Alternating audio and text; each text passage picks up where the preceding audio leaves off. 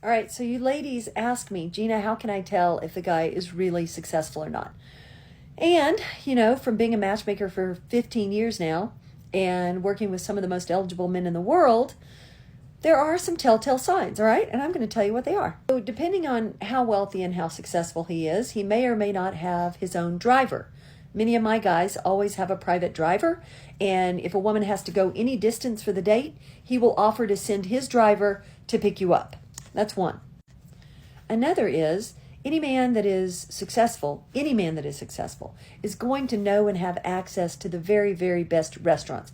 And he's certainly never going to have trouble coming up with a plan or even getting reservations, even on the fly, because most of these restaurants know exactly who their big players are, and they will roll out the red carpet for them anytime.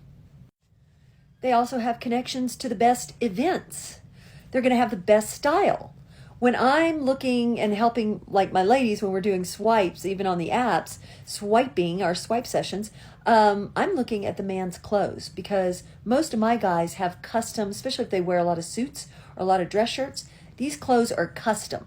There's a big difference in a custom suit and a custom shirt. They fit really well. They're not just, you can tell the difference. If it's something off the rack, it's not going to fit like a glove.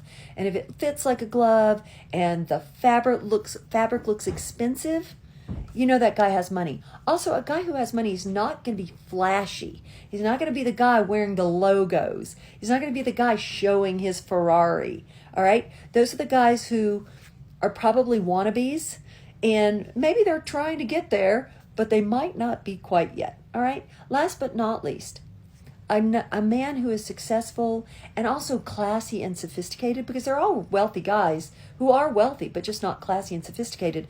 Then those who are not maybe have money, but they're just not classy. They're not going to be men who care about you. They're not going to be men who are factoring in what you enjoy doing, what you would appreciate.